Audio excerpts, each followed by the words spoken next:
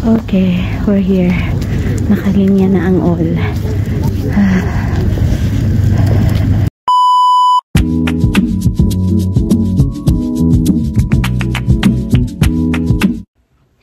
Hello everyone! Welcome back to my channel. So today is Friday, Black Friday. I wake up so early. Maaga tayo ngayon, mga around 5 AM kasi nga magbubukas yung Walmart around 6. So kailangan nating ma-witness yung mga taong andoon kung ano ba yung mga ginagawa nila. So let's see! Naanang akong partners in crime. Ang akong kauban, ang aking kasamahan. Kami po ay magwi-witness kung ano yung Black Friday. Good morning, girl. Are you ready? Grabe naman niya itong... Ginuog ko kapag Saan sa kayong target paliton? microphone. Asa may mga tao, please? Yan kay Naana. Don't you lie to me, Walmart. Because it's my first black. Oh, wala man lagi ng linya. Black Friday. Wala gani. Ilag sila. Pwede din mag-parking diri day. See. Pabasig na nga ba rin na. Anong naman ay mo nagpisi-pisi day? Wala na nga ba? Wala pa. Nanay guard, oh. So, naami karon nagulat-hulat. Wala may linya, pero tanawon lang na na. Nagsunod-sunod na yung mga sasakyan. No, ang dami na. Madami ng mga sasakyan, no, napaparito. So, I think parang pipila na din kami para para hindi na kami maunahan pa. Charots. Kami ay, dami ng mga tao. Hello. Nanagid ko sa mga ice-ice nga lugar. Tutugno pa, oh, yuyut. 10 minutes to 6. 6 sila mag-open. 6 sila mag-open. Sa DI. Okay, we're here. Nakalinya na ang all.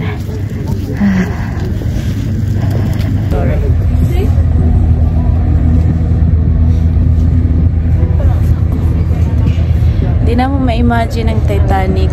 Kung sa katugnaw sa Titanic. No? Super cold. Sakit kaya kung kamot, way gloves. Murag maputol sa kasakit. 1 minute. Here we go. My God, it's so warm.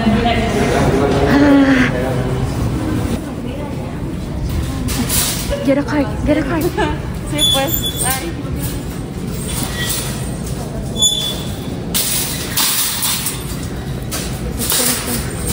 Doing everybody. We're here.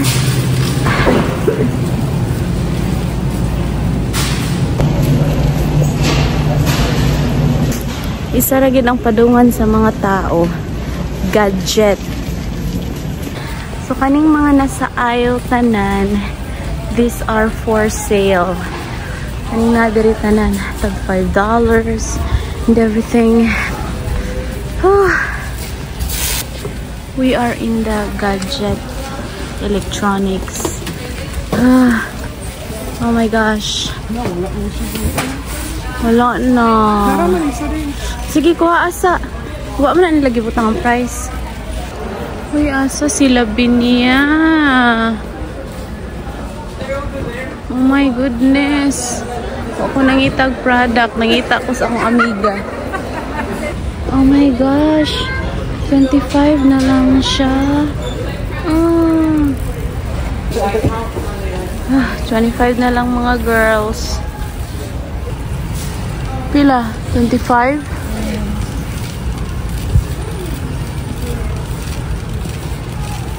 $5. $5. Oh my gosh, $20 ang Hot Wheels sa akong baby.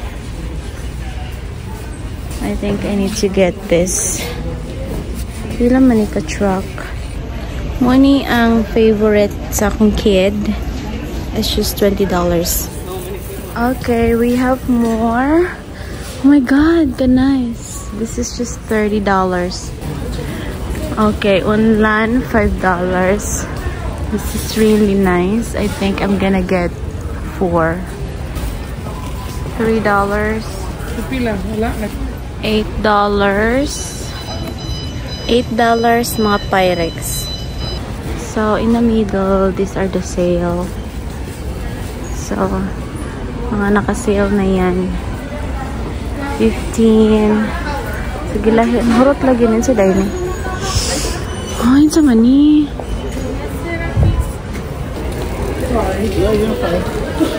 Ah, 89. 10. Sa mani eh.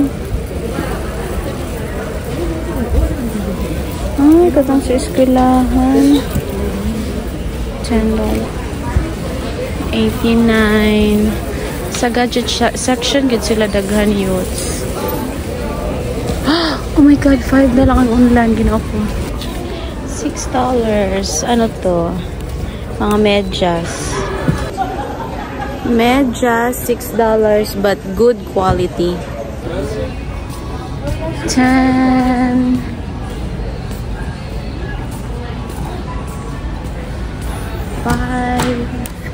So everything in the middle is $5. My favorite candle. One of my weakness, candles. $20. Cuchillo. Miss Lavina, what do you think of the prices? It's good. It's good, but it's not the prices that we expect, right? Nag-expect me guys nga tag $3, $1. Well, ang among gi-expect people, na full card pero puros ra online. Kay brato lang online $5. Nag-expect me nga kanang tag $1 pero wala magyunan no. Makagasto gyapon ka pero I will not buy, I promise you. Padayon lang gyapon mig mangita og mga cheapest of all the cheap prices. Hello, Hello Kitty. Mama ning gusto ni Livy. Vitamins yut. It's time para maghuna-huna kung kuhaon ba ng isa katapok. O talagang kinukuha na niya mga kapatid. Hindi pag-iisipan pa namin kung talagang kukunin ba namin itong mga bagay-bagay na ito. Kani po, isa kaputi. Wala na. Nagplano si ate na microphone lang bibilhin. At wala na. Ito din, dahil sa'yo to. Wala na. Wala nang pag-asa si ate. Ano itong kutsilyo? We are done with our shopping galore. Super tugnaw. It's really cold. Nabudol mi sa Walmart. Super duper cold. Ay, katugnaw. Mahal gihapon siya para sa among mga Filipino teachers. Mahal gihapon. So wala. Dito ra gid ang pinakamahal namang napalit is around $5. So Miss Lavinia, are you satisfied with your shopping galore? Not. No? That's all right. Ay, kami po ay uuwi na dahil wala kami masyadong pera-pera. Kami unang pumasok, kami din ang unang uuwi. Time check, 7:30. Wala lang, nag-experience lang kami kung ano yung Black Friday moves. Hello everyone! So, nakauwi na tayo mga around 8 AM. So, what I have just noticed, yung mga nasa aisle na naka-sale is parang magaganda naman yung quality niya pero may mas maganda pa talaga dun sa mga shelves na wala sa aisle, and then they are also cheap. So, for me I have realized na yung nasa aisle is yung mga products na mahirap ibenta. Hinahaluan lang nila ng maganda. That's what I have noticed. And then, at the center, while looking at the, kino-compare kasi namin yung towel sa aisle, tsaka yung towel na nasa mga shelves lang. Pareha lang yung price, though meron pa nga mas cheaper, tsaka maganda yun din yung quality. So, just a tip, if you're going to have this like shopping madness or whatever, before the day, dapat alam nyo na kung saan pumunta, tsaka alam nyo na kung ano mga bibili ninyo, tsaka nagko-compare na din kayo way ahead of the shopping madness.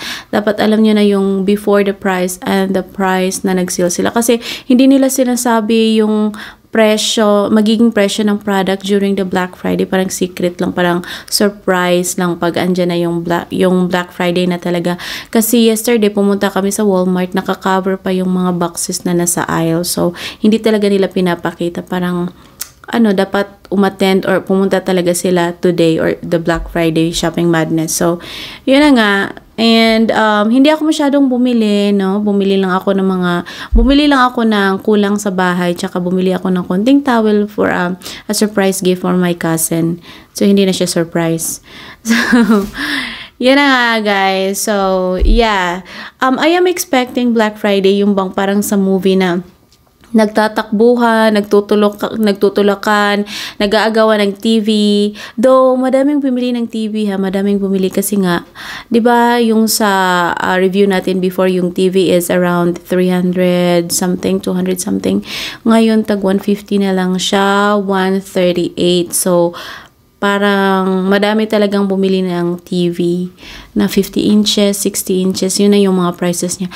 Yung mga gaming gadgets, hindi siya nag-sale. So, walang masyadong bumili. Kasi meron din silang Monday Madness or something na para sa Cyber Monday. Cyber Monday yung tawag nila. Kung saan binibenta yung mga gadgets na very cheap na lang.